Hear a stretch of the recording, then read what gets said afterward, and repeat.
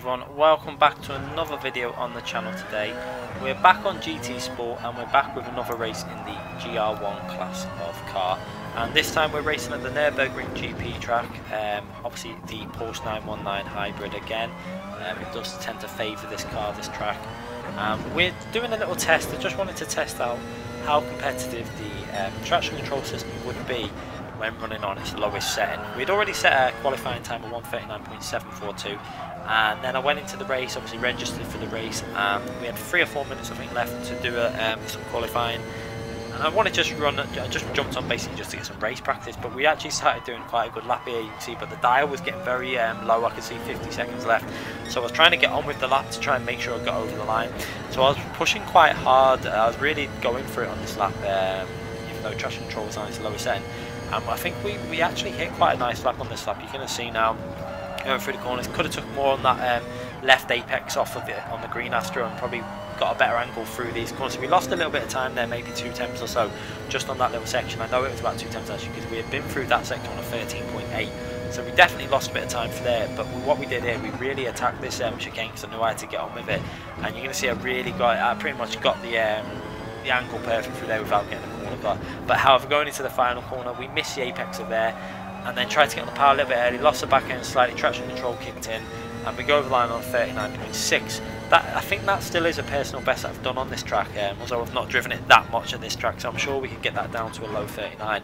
But I was really happy with that. We managed to secure pole with that lap anyway, and we would have had pole anyway, but hitting that lap was a little bit, it was a tenth over what we'd done before, so I was happy with that. But I just wanted to test out now, in the race conditions, in this sprint race, how the traction control system would be on its weakest setting. So overall I was reasonably happy with the traction control system being on, although the first thing I do all the time, every time I start a race, if you ever have it on, make sure you take it off, because I don't know if it'll make any difference, but it sometimes bogs down a bit, I notice, so it could save you a couple of feet in distance. Nothing major, but every little helps. Going through to the first corner, obviously I think they've changed the starting points on some of these races now. You seem to obviously start a little bit early. There used to be when you were in a straight line on this bit of track. A little bit better actually, because it gives equal chance through that corner. So I wish they would have started further back. I don't like the way that they start it, so that the guy behind can widen the angle into the corner.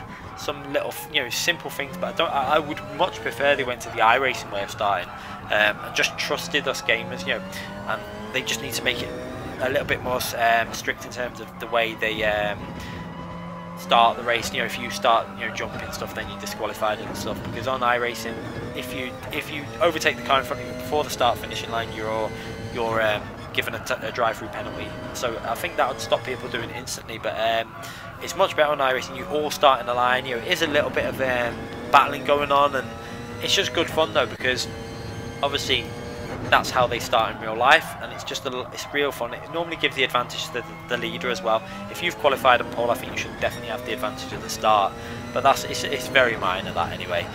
Let's just go back onto the traction control on. One thing I did notice with this was it was a little bit easier to drive with this on its weakest setting, I did find. The only issue I was having was that it was kicking in on every single gear change lower down, so even on 5th to 6th I think it kicked in. So when you're going on a straight line, if you look at the gear change now, if you look at the assist dial on the bottom, it's kicking in on every single gear change pretty much.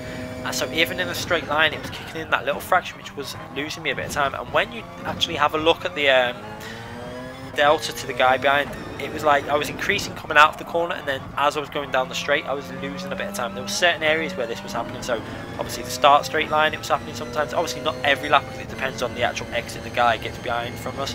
But when we were doing reasonably equal exits from the corner, and we were still gaining on the actual exit, it was starting to come back a bit on the end of the straight, and that's because the traction control is kicking in every gear change and just bogging down. You won't notice it, but it's just enough just to knock like half a tenth off on each straight. And there was one particular straight where it was starting to hurt me, and I noticed it in a few races I had after this. Luckily we did, I think it was 2 or 3 races in, we won every single race, and this was just the first race I did. I wanted to upload this race because I managed to get that qualifying lap in just before I did the race, so I was really happy with that. and I thought I'll just use this race while it's there. But a couple of the other races after I noticed it, I was racing another guy that was also very fast, probably faster than the guy behind us. I think the guy behind us was, I don't know what it is, but I don't know if he was getting a bit of slipstream every now and then as well, because in the other races I did, he fell back about 3 or 4 seconds. It could have been just us getting more used to getting the racing rhythm going and just getting more consistency and speed. So that could have been half the reason. I do tend to take a couple of races to warm up. My first few races are never the best.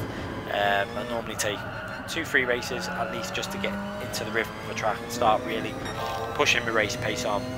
But as you can see there, we're doing really consistent with this traction control on its weakest setting, and it just shows though that if you are struggling with this car and you want to just put that traction control to its weakest setting, you're not really going to lose a massive amount of time. There is still potential to win races and do really good lap times with this traction control on its weakest setting.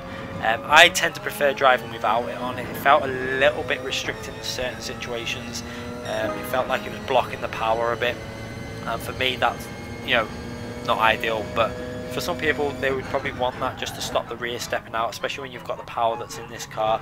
But as you can see there, we're doing okay. The lap times are nothing amazing. I think 41 there on that lap, but this was obviously our first go after in terms of doing the racing. We hadn't actually tested any race out, just got into the lobby and did a race. I wanted, because I know that these sprint races in general, they're not as competitive as the endurance races.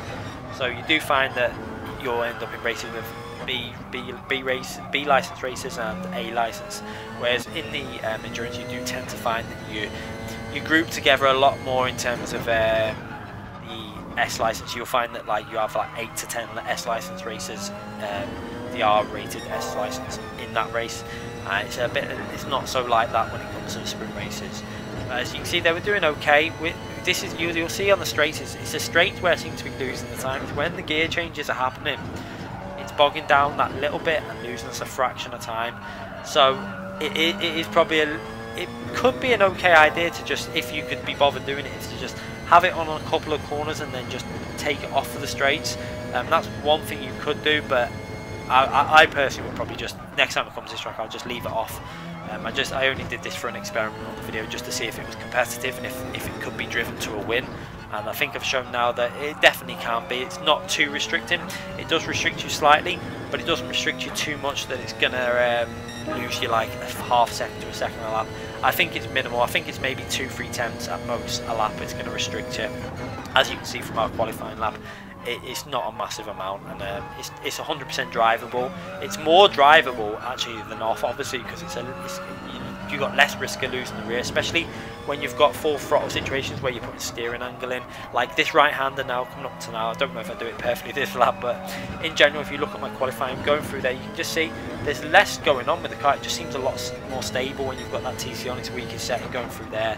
And in general, I was pulling out of it on the guy behind on that corner, but then as soon as we got to the gear changes, that's where we were getting caught up on. But as you can see, we were having a good race going through to the final lap. Now it's still in the lead. We controlled the race pretty much.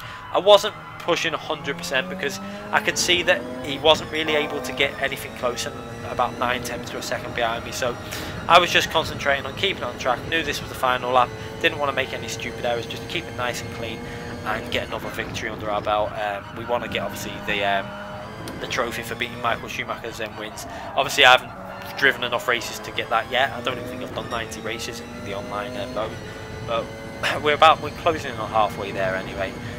So you can see, I think our ratio is probably more than one. It's around 1 in every 2, 1 in maybe a bit more, less, maybe just slightly under 1 in 2 races we win, which is fairly decent. And that was mainly because when we were a lower ranked driver, the races were fairly easy. Now we're not winning anything like that when we're in the top split races. But we go over the line, the full race with TC on its weakest setting, and we get a nice comfortable win, 1.1 seconds in the lead, and we hit the fastest lap on the last lap, which is fairly nice. We managed to get that lap in right at the end. So anyway guys, hope you enjoyed that little video just to show you that TC can be competitive. We'll be back with more videos very soon on Project Cars 2, Assetto Corsa and GT Sport. Make sure you sub the channel if you haven't already and hit the notification button, and give this video a thumbs up if you've enjoyed the video. Thanks again for watching.